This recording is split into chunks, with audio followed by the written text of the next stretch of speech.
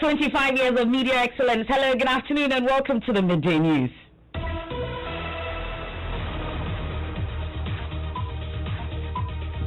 This bulletin is coming to you live from the Joy 99.7 FM studios here in Kukumlimle. He's also live on Love 99.5 FM in Kumasi, affiliates across the country, including A1 Radio in Bogatanga, Kekeli Radio in Ho, Pad FM in Damango. He's also live around the world at myjoyonline.com. In this edition, 15 civil society organizations question what they say is the lack of openness and transparency in the Japan Mineral Royalties Agreement. Though the Minerals Income Investment Fund and its special purpose vehicle may be legal without public input, it fundamentally goes against his pact with the Ghanaian people, particularly the mining communities. We have details from that press conference which is currently underway. We also hear from Deputy Finance Minister, and he's justifying government's decision for listing a Japan Royalties Limited on London Stock Exchange and incorporating it in Jersey, saying it was to avoid double taxation. Companies incorporated in Jersey do not pay tax. You see, royalties is a tax in itself. So that's why we needed to find a tax-efficient haven where we didn't have to pay taxes, so that we are not paying a tax on a tax. Also in this package, Vice President Dr. Mahmoud Bawumia hits back at his critics as he insists government's infrastructural record is massive, adding that alleged non-existent project does not minimize its achievements. Data will show that the infrastructure we have provided in many districts over the last 3.5 years surpasses what they provided in 8 years. Meanwhile, residents in some areas where government claims to have undertaken projects speak up, describing projects as either abandoned or in terrible shape. If they say they've rehabilitated it, I don't think it is true. The road is not good. We'll take you to the OT, Western Greater Accra and Upper East regions as we continue to track these projects in sports. UEFA confirms discussions to maintain the one-off game format for the Champions League knockout stages. And much later, I told you why APC presidential candidate Hassan Ayariga is vowing to spend the night in police cells if he's elected president. The first day I become president, that very night I will not sleep in my house. I'm going to go to the police station and ask them to open the door. I want to sleep in there. We have more as the APC founder outlines his strategy to fight corruption. That's and more here on the Midday News with me, Emefa Apawu. Please stay for details.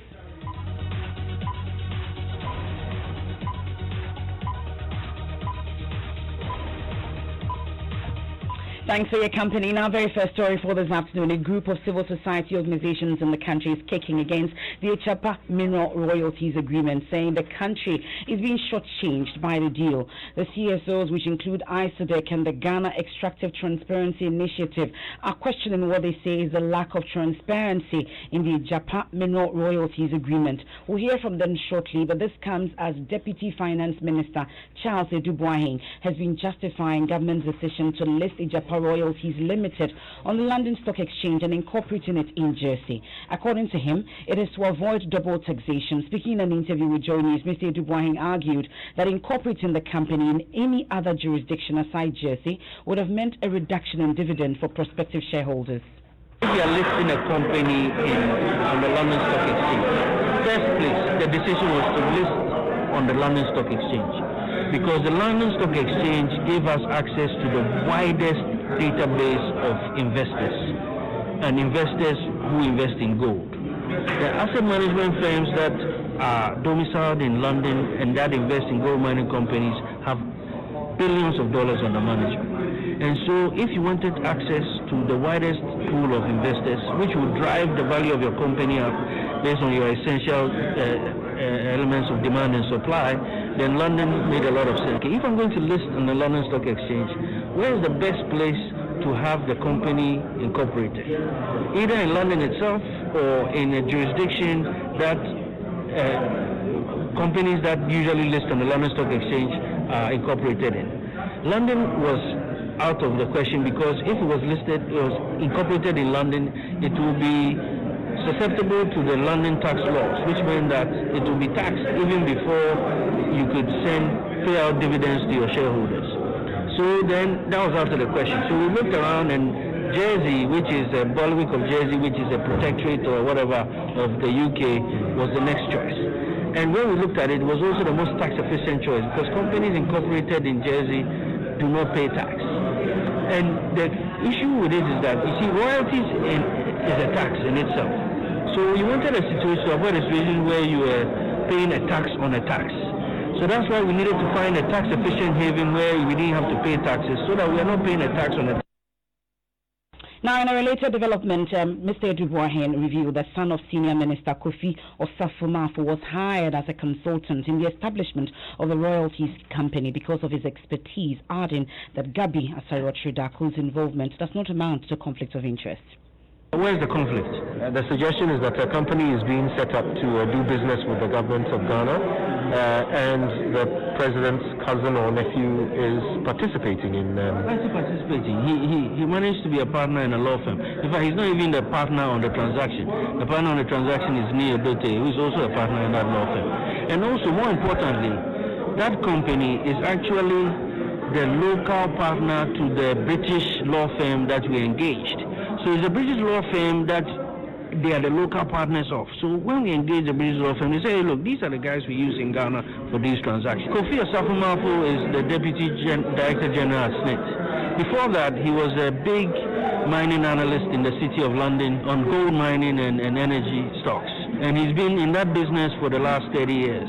So when we were setting this thing up, we asked him to come and help us as a consultant to structure it, because he knows best what the investor base are looking for in London, what they'll demand from a company like this, how to structure it, even in helping to identify the board members and so forth and so on.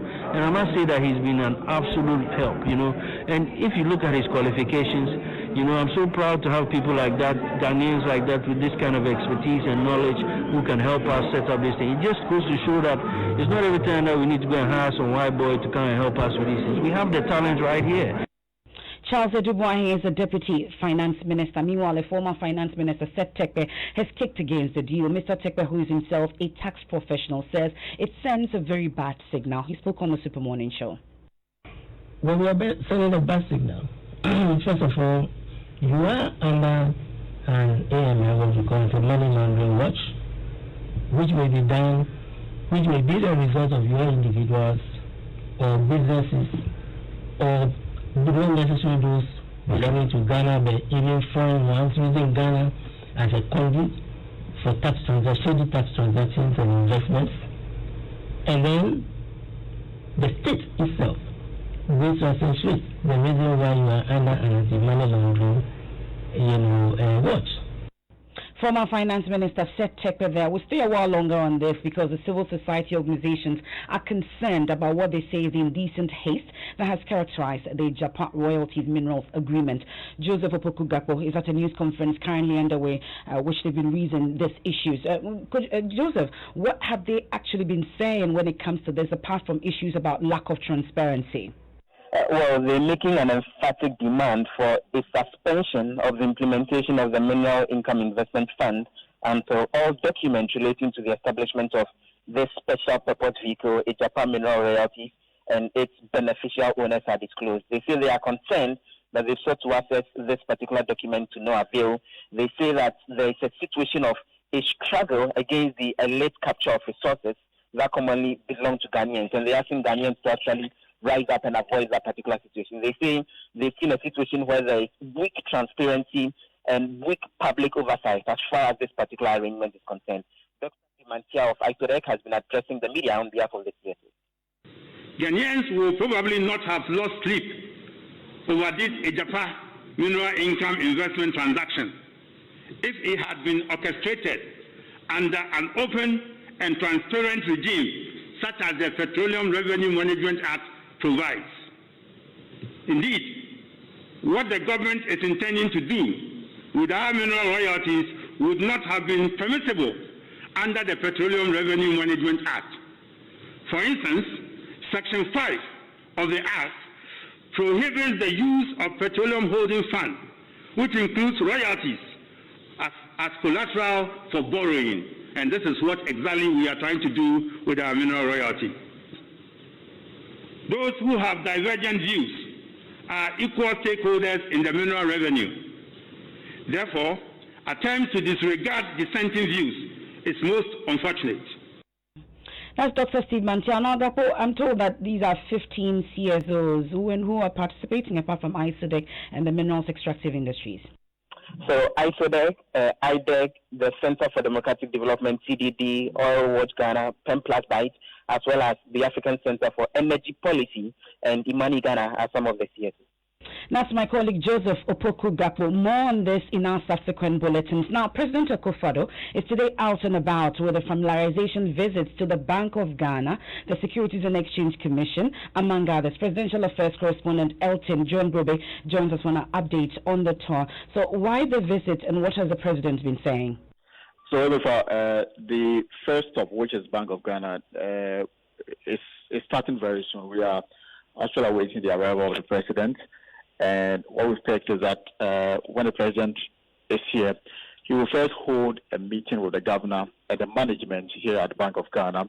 So we're currently at the 5th floor of the Bank of Ghana waiting for that arrival. And then afterward, he will go to the banking hall and then interact with staff and people who have come here to do business. This is basically for him to familiarize himself with operations here at Bank of Ghana and to perhaps learn at first hand if there are issues that the central bank would like the president to know. From here, we'll move to the Ghana Stock Exchange for a similar exercise. So it is just out and about, familiarized, and to learn affairs on some of the issues that are facing some of these institutions.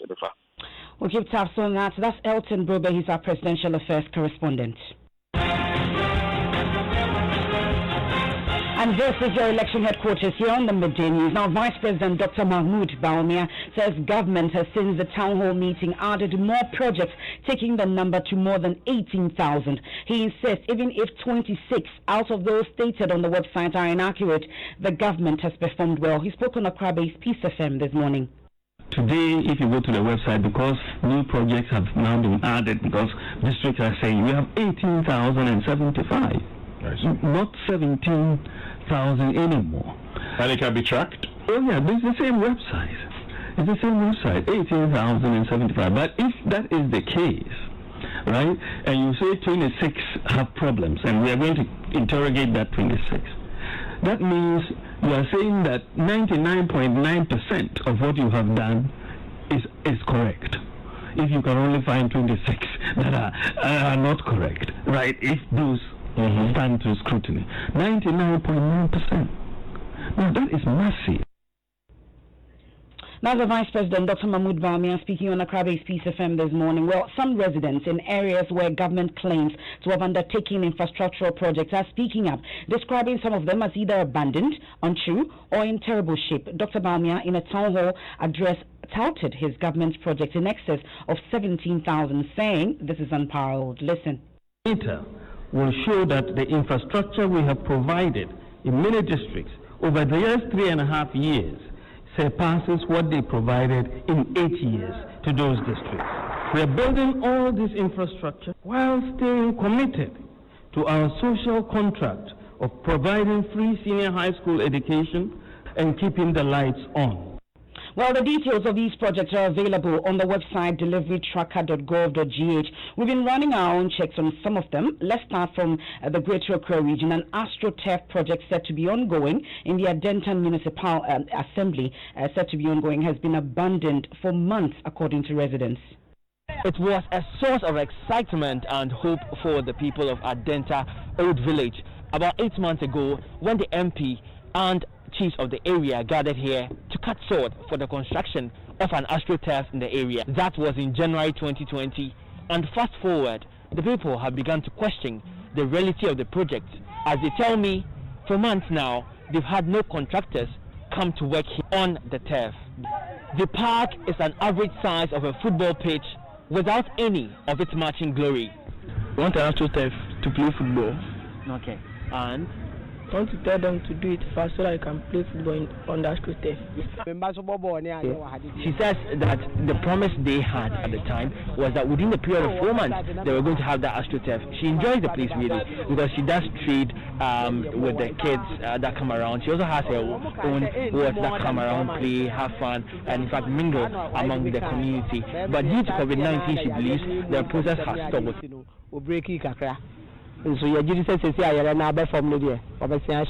Unit committee member for the local assembly here, Brock J. Okansi, told Joy News that he had been assured personally by the contractors that the works here on the AstroTurf will continue next week. One or two challenges. We had a few challenges when we began the project, which have now been resolved. The contractor called me. He says he would resume work next week. The community has poor drainage. This often leaves flooding on the pitch. The last of its kind broke the fence. That's the reason for the pause. That's my colleague Pearson and I also for interacting with some residents whilst checking on the AstroTurf project in the Adenta Municipal Assembly. Well, government has been explaining what accounts for some of the errors on the website showcasing the project. Information Minister Kojo Ponkroma on PM Express last night admits one of such projects was entered in error. Listen. I've heard someone, the member of parliament from the area, make the point that yes, that was an error that shouldn't have been included. So you admit that? But check this. So NDC was right. On that ghost project? No, not on ghost project. Check this. But that was the ghost project. Yeah, but one ghost project one project out of 17,334 does not make the entire presentation full of ghost projects. How did we miss it? How did the government miss that? MMDC's forward the data sets in. It was forwarded in. It turns out that it was inaccurate. I'm saying that even if you went beyond that, verifications were done, and they still missed it. I'm sure they missed it. I'm saying even if you discount 334, that is 17,000 infrastructure projects still out there. The challenge has been to our colleagues on the other side to produce a database of how many projects they have done so that we can do the comparison. Information Minister Kojo Ponkroma on PM Express last night with Evans Mensah. Well, we head to the OT region because residents in areas where a number of road projects are said to have been completed say they have been abandoned. Correspondent Peter Seno reports. This is the old Insuta Road from KJV. It is one of the roads captured as reshaped and completed in the project tracker by government, but it is in a bad state. Frequent road users do not recall the last time any work was done on the road. This road has been like this for the past 2 years, and there was nothing that was done on it. So as you yourself you can see, if they say they've rehabilitated it, then I don't think it is true. The road is not good. This small portion, instead of me to use about 1 minute to reach it, I can use about 10 minutes because the road is not good. Nothing shows on this road that they've done anything. It's just a normal road for us to be using. The assembly member for Nsuta Bwem, Basaye Matthias, tells Joy News some work was done on the road about 2 years ago when the DC for Jansikan District, Lawrence Azianle, came into office. Every year, this road is always put into use. But unfortunately, as I said earlier on, the gutters are not deep. So when it rains, it sweeps off from the top to River Kosu. So you can see it yourself. He is advocating for a permanent solution to the bad state of roads in the area, which he says is affecting economic lives. They have to put chip-ins. These are feeder roads, but when they do it once and for all, I think it will help us. Another road in the Jansikan district captured in the delivery tracker to have been reshaped and completed is the Atonko Guaman Road. It is also in a bad shape. That's correspondent Peter Seno from the OT region. We head to the Western region. Correspondent Ina Thalia Kwanza joins us on the line. So, Ina, government had talked about a housing project in Sekendi Takrade at the Ituma State. You've been checking on it. What did you find? Yes, I'm at Ituma right now, and there is no project of such ongoing here. Residents who are surprised themselves. I came across some residents who are even discussing and asking themselves, why is that project, which is 75% completed? And therefore, from my check, there is nothing here. So I think I have to also go to the State House and then ask them, because I've roamed around this estate for the past 1 hour and I can't see a single building here like that. And what did the State House tell you? Yeah, so and therefore from here, I'm going to the State House to find where they have it. Because residents here even thought that the State House do not have land here. They've exhausted all the lands they have around. That's our correspondent Ina Thalia Kwanza, and we'll keep on checking on what exactly or where exactly this housing project is in Ituma Estate. This is the Midday News here on Joy 99.7 FM. Now, government insists the construction of an airport in the Central Regional Capital, Cape Coast, is feasible. This comes as some experts say the project is not achievable. The NPP in its manifesto has promised to build an airport in a harbour after residents there clamoured for it. Aviation expert Dr. Yakubu Akbari Taribo told Joy News there aren't many business flights coming from Cape Coast, and as such, the project will not be feasible. But speaking on PM Express with Evans Mensah, Information Minister Kojo Nkrumah said government check shows the project is a viable one. We are clear in our mind that it is feasible, it is important, it will help improve economic transparency. Let me just give you a few highlights. These days, so what does the feasibility study say? These days you can have all sorts of experts. Let me give you some numbers that we have been working with. For example, on an annual basis, about 310,000 people go into the central regional area for tourism only. Discount all other economic activity. Then you take the Cape Coast University, tens of thousands of students, and then you have faculty who are doing their regular travels in and out. Then you take secondary or senior high school education. You have scores of schools in the Cape Coast area, tens of thousands of students, parents who are going in and out, visiting their wards, as well as faculty. The kind of traffic flow that goes into and out of the central regional area is pretty well established. That's Information Minister Kojo Nkrumah speaking on PM Express on the Joy News channel last night. We'll take off to Kumasi now, especially in Aswase, because the NDC have arrested and handed over to the police a 36-year-old man accused of collecting voter ID cards from some residents of Asokore Mampong and its environs. Love FM's Erastus Asare Donko was at the Asokore Mampong police station. He joins us with details. So who is the suspect and what explanations did he offer for collecting the ID cards? Well, he gives his name as John Amwa, popularly called Chikata, and he has been arrested together with his 15-year-old daughter, with whom they were registering and collecting voter ID cards of people within the Asokore Mampong area and its environs. Now, he tells me that he has formed his own group and that he is preparing them for loans from government, and that is why he's taking their ID cards. These are voter ID cards and duplicate voter ID cards numbering over 300. But the MDC chairman, regional chairman, Anakwesi Andrews, says that it's a ploy by some unknown faces to try to disenfranchise people within the constituency. Do we know if he's been charged? Well, at the time I was leaving the police station, he was still in cells. The police say they are conducting their own investigations. They are taking his statements and that of his daughter and the others of the NDC members who were there. The Aswase constituency chairman was there. So they will conduct their investigations and they will let the media know later whether they're going to charge it. Now, Love FM's Erastus Asare Donko bringing us updates on that arrest in Aswase. Well, 15 civil society organizations have questioned what they say is the lack of transparency in the Ijapa Mineral Royalties Agreement. That's our top story in this edition. And also, when we return, we'll tell you why APC presidential candidate Hassan Ayariga is vowing to spend the night in police cells if he's elected president. The first day I become president, that very night I will not sleep in my house. I'm going to go to the police station and ask them to open the door. I want to sleep in there.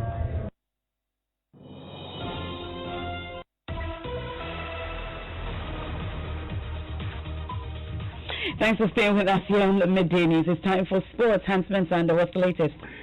European football governing body UEFA has confirmed that there will be discussions on whether to maintain the one-off game format for the UEFA Champions League knockout stages. UEFA President Alexander Seferin says they will discuss the possibility of maintaining this season's format, which was necessitated by delays due to COVID-19. A system like it's now, I think it would be much more exciting than the format that was before. So we were forced to do it, but at the end we see that we found out something new. So we will think about it in future for sure. You know, if it's one match, then if one team scores, the other has to score as soon as possible.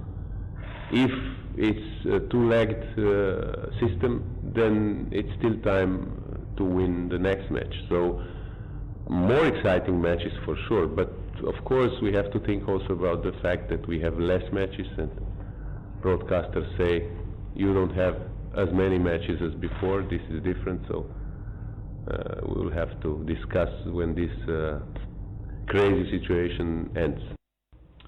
That's UEFA President Alexander Seferin. That's your sports. Thank you very much, Hans. Now, a new clinic in the Upper East regional town of Bassa now has a borehole after years of health workers trekking hours to fetch water. The intervention from Promasido Ghana Limited, producers of cowbell, is in response to stories told under Joy News' Safe Water project, which told stories of several communities across the country without water. A report by my colleague Justice Beidou. This is the Bassa Chips compound, the first port of call for this village's 1,000 or so residents when they get ill. It was built 3 years ago after years of villagers trekking to the bigger town of Fombisi, the district capital, for health care. That journey could take up to an hour. We run 24-hour service at the community. We do ANC, we do CWC. When this health center was built, there was relief, but that was short-lived. The center, like the community in which it is located itself, had no water. When I was growing up, we used to go to, some will go to, there's a river between Wesi and Bassa. So we used to go there and fetch. Some will walk and some will use baskets. Yeah. So we used to go there and fetch water. We say water is life. We use water when the ladies come for ANC, especially the pregnant women. They feed themselves frequently. They need to wash their hands. They need to, like sometimes some of them come when they are to take their SP drugs. We need water. Sometimes some, when they walk and come, they are tired and very thirsty. They need to drink water. Sometimes to the small children, when they come with fever, we need to tepis point them, which we also need water. We used to, sometimes when we are coming from town, which is the Fombisi township, I had to pick my motorbike, tie a gallon of water, and come and pour. Sometimes we travel to other places to get gallons of water. Today, as the clinic has water, the entire community too has water. People from far and near, mostly children like this boy, who used to make the long walk to fetch water, now have a safe place to get sane. This borehole that is here is in the name of the facilities for health delivery, but the whole community is benefiting from it because water is life. And we say thank you, Cowbell Ghana. May God bless you all. Tanji to bola to Jana Minyama, to Bankra, Ajam, Manitima Jan Atana Jan to We used to walk long distances to get the water. Now we are very relieved because we can have the water here.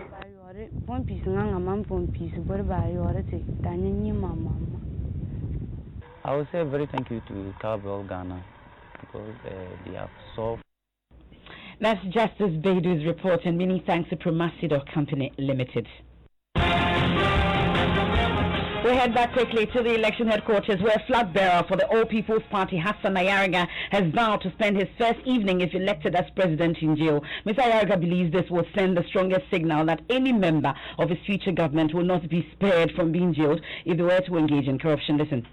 If I want to be sincere with you, and Ghanaians believe that we should stop recycling NDC and MPP, and Ghanaians are yearning for a change and want a change, I will get 77%. But in reality, what do you think with the situation? I just told you the situation.